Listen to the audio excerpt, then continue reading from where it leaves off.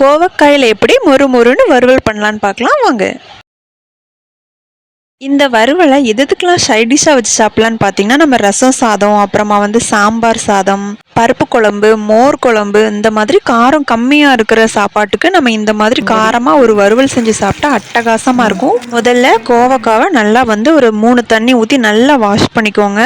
Wash பண்ணதுக்கப்புறமா அதை குட்டி குட்டி பீஸாக ரவுண்ட் பீஸாக உங்களால் எவ்வளோ மெல்லிஸாக கட் பண்ண முடியுமோ அந்த அளவுக்கு கட் பண்ணி நீங்கள் எடுத்து வச்சுக்கோங்க.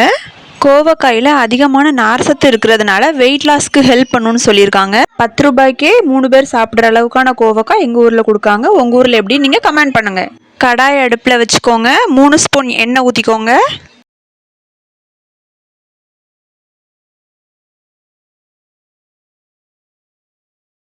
எண்ணெய் நல்லா ஹீட் ஆனதும் நம்ம கட் பண்ணி வச்சுருக்கிற கோவக்காவை உள்ளே ஆட் பண்ணி லைட்டாக வதக்கிக்கோங்க.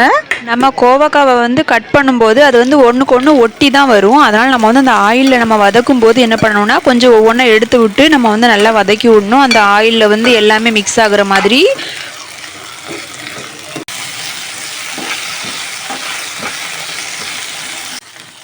மிக்ஸ் பண்ணதுக்கு அப்புறமா நம்ம தேவையான சால்ட் ஆட் பண்ணி திரும்ப என்ன பண்ணலாம், நல்லா கிளறி விட்டுக்கலாம். ஓரளவுக்கு ப்ரௌன் கலரில் வர்றதுக்காக நம்ம என்ன பண்ணுறோன்னா ஹை ஸ்பீட்லேயே நம்ம ஃப்ளேம் வச்சு தான் நம்ம வதக்கிக்கிட்டு இருக்கோம். நல்லா ஓரளவுக்கு நல்லா ப்ரௌன் கலர் ஆனதுக்கப்புறம் தான் நம்ம லோ ஃப்ளேம் சேஞ்ச் பண்ணுவோம். இப்போ ஹை ஸ்பீடில் தான் இருக்குது. இப்போ பாருங்கள், லைட்டாக நம்ம டேன் பண்ணையுமே லைட்டாக அங்கங்கே ப்ரௌன் கலரில் தெரியுதுல்ல. இந்த மாதிரி டைமில் என்ன பண்ணுறோம் அப்படின்னா அடுப்பை லோ ஃப்ளேமில் வச்சு கிளறி விட்டுக்கோங்க. நம்ம இதை மூடி போட்டு நம்ம வேக வைக்கல. எதுக்காக அப்படின்னு பார்த்தீங்கன்னா, நம்ம மூடி போட்டு வேக வச்சோம்னா கிறிஸ்பினஸ் கிடைக்காது. மூடி வச்சோம் அப்படின்னா மூடியில் உள்ள தண்ணிலாம் என்ன ஆகும்னா அதிலே ஒன்று உளுந்து என்ன ஆகும்னா அந்த கிறிஸ்பினஸ் போயிடும். அதுக்காக தான் நம்ம மூடி போடல. இப்போ நம்ம மசாலா ஆட் பண்ணிக்கலாம். ஃபர்ஸ்ட் 1 ஸ்பூன் வத்தல் தூள் ஆட் பண்ணுறோம். வத்தல் தூள் ஆட் பண்ணதுக்கு அப்புறமா 1/2 ஸ்பூன் ஜீரகத்தூள் ஆட் பண்ணணும். ஜீரகத்தூள் ஆட் பண்ணதுக்கு அப்புறமா 1/2 ஸ்பூன் கரம் மசாலா, 3 மசாலா ஆட் பண்ணுறோம். எல்லா மசாலாவும் கோவக்காயில் மிக்ஸ் ஆகிறதுக்காக நல்லா வதக்கி விட்டுக்கலாம். நம்ம மசாலா சேர்த்ததுக்கப்புறமா கண்டிப்பாக அடுப்பை ஹை ஃப்ளேமில் வைக்கக்கூடாது. ஏன் அப்படின்னு பார்த்தீங்கன்னா, மசாலா சேர்த்ததும் உடனே அடி பிடிச்சிரும், அந்த கோவக்காயெல்லாம் கருவிரும். அதனால தான் நம்ம இனிமேல் லோ ஃப்ளேமில் தான் நம்ம வைக்கணும். லோ ஃப்ளேமில் வச்சு அப்பப்போ என்ன பண்ணணும், லைட்டாக ஃப்ரண்ட் அண்ட் பேக் மாற்றி போட்டுகிட்டே இருக்கணும். அப்போ தான் நமக்கு கிறிஸ்பினஸ் கிடைக்கும். இந்த கோவக்காய் ஃப்ரை ரெடி ஆகிறதுக்கு நமக்கு கரெக்டாக 15 மினிட்ஸ் ஆகும். இப்போ 15 மினிட்ஸ்க்கு அப்புறமா நமக்கு கிறிஸ்பியான கோவக்காய் ஃப்ரை ரெடி ஆயிடுச்சு. நாங்கள் குழந்தையா இருக்கிறப்போ வெளியில் விளாட போவோம். அப்போ காட்டில் ஃபுல்லாக அந்த கோவக்காய் செடி தான் படர்ந்து கிடக்கும். கோவம்பழம் நல்லா சிகப்பு கலரில் இருக்கும்.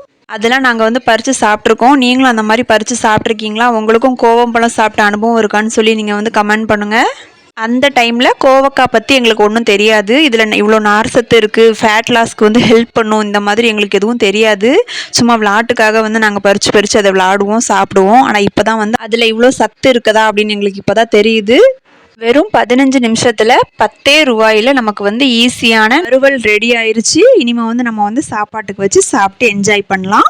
பேச்சுலர் குக்கிங்கான பெஸ்ட் டிஷ் இது. இதில் நீங்கள் மிக்ஸி பயன்படுத்த வேண்டாம், தேங்காய் அரைக்கணும் அப்படின்னு எதுவுமே கிடையாது.